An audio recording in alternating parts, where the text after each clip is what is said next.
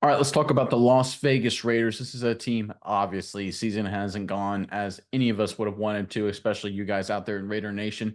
But there is some good news on the horizon when it comes to the future of the Raiders. We're seeing a few really smart actions in place that I think will be really positive for the future of this franchise. I'm Nick, and this is Saturday Morning Inspection.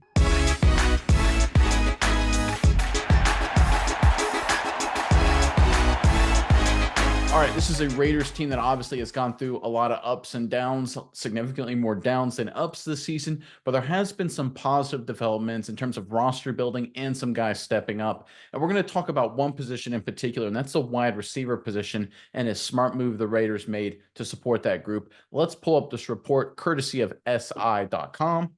The Raiders parted ways with star wide receiver, as everyone knows, Davante Adams earlier this season. While the move was intended to have the Raiders take a step back at the wide receiver position, Jacoby Meyers said otherwise. It's interesting. Comparing the two on their seasons, Meyers has collected 676 yards and 59 receptions and 2 touchdowns. Adams, in both his time with the Raiders and the New York Jets, has collected 533 receiving yards and 49 receptions and has 3 touchdown catches. Very interesting there. Jacoby Meyers, at least statistically, is outpacing Davante Adams. So again, we're seeing a sort of strategy come out in place for the Raiders. They pick up some capital, and they actually have a player they wanted to see if he could step up. He certainly did. Things looking a little brighter for the future of the Raiders, at least in this one specific spot. Miles, I know you got some thoughts and some analysis on this, but first, Raider Nation, in the comment section below, there's been a lot of rumors and rumblings about Antonio Pierce's future as the head coach for the Las Vegas Raiders. Give us your thoughts. Do you think he's the right guy to turn this franchise around and get them back to winning ways, or do you want to see them go in another direction? Really curious what you guys think. Give us your thoughts on the head coaching position in the comment section below. But Miles, what are your thoughts on this latest news with the Raiders? Yeah, Nick, I think this is interesting. I think what you said in your call to action question, that is really kind of the key here is when teams are losing, when things are going bad, people are probably overly critical of a lot of different stuff. Now, I'm not saying you should keep or not keep Antonio Pierce. That's not what I'm trying to get at. What I'm trying to get at is people won't recognize that this Raiders team has some pretty good bright spots on it. I think Brock Bowers was obviously a home run. He's a fantastic playmaker, tight end, whatever you want to call him for this team. There's some strong points on this offensive line. There's also some weak points as well, but I think overall, the offensive line looks pretty good. The receiver room, everybody has stepped up. Jacoby Meyers has done exactly what you want him to do. You give him the opportunity, he seizes said opportunity. I think it's just really good stuff going on for the Raiders in a couple of different areas. Now, they've only won 2 games, so it's not really cohesing together. It's not really becoming, enough to win games, but I think there's a lot of good stuff to look at on this roster. And that's why I want to break down this Jacoby Myers versus Davante Adams move here.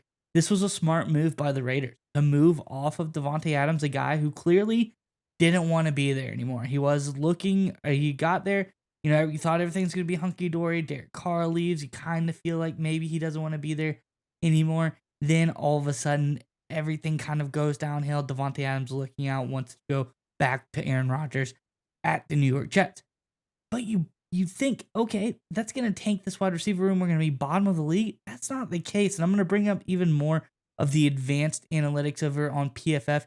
You look at these guys, and it's not just like sometimes on a bad team, a guy gets force fed the ball if you're the only receiver. So Jacoby Myers, like people could say, maybe his stats are inflated just because he's the only guy to get the ball. Obviously, it's not the case. If you know any better, Brock Bowers getting the ball as well.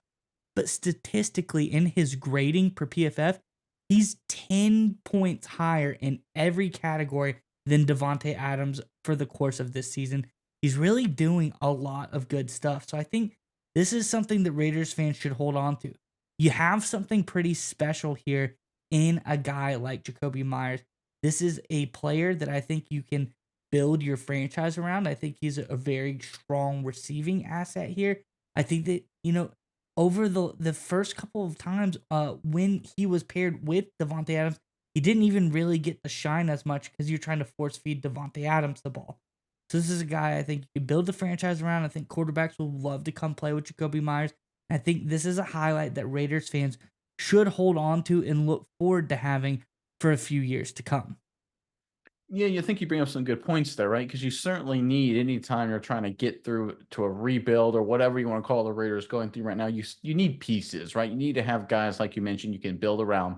Bowers obviously is that. JPJ at the center position. The end of the game against the Chiefs, notwithstanding, I think is that at that position as well. We know Crosby and Malcolm Kuntz. People forget Kuntz is hurt. He would have been a stud, a breakout guy this year. We know those guys at defensive end. Wilkins is there as well, defensive lineman. We know linebacking core is a lot of guys playing good football this year at that group. There are pieces up and down this roster. They just need to fill it out. And I think what they did with the Jets trade or the trade of Devontae Adams to the Jets is they've given themselves the opportunity to fill those pieces out, right? The Jets taking on $11 million, the prorated chunk of Devontae Adams' salary, roughly in terms of salary cap hit.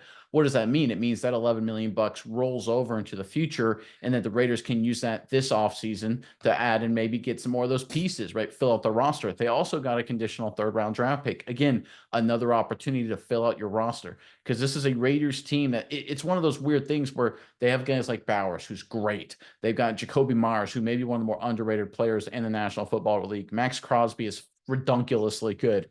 They just have, it's not that they don't have depth, is that the drop off between their good players and the rest of their starters is so severe. They just need to fill out the roster so that way they don't have great and then a lot of meh and then a lot of bad. They need to add some solid. They need to go great, solid, and then meh, like a lot of good teams. And I think they have the ability to do that with the cap space they picked up from this Devontae Adams trade and, of course, the draft pick as well, especially when you consider that Jacoby Myers has become a good core piece for the future of this team. Obviously, Raider Nation, it's been a lot of lumps. It's been a lot of frustration over the past few years, but I really do think there's enough pieces there and there's enough capital available for the Raiders to turn this thing around.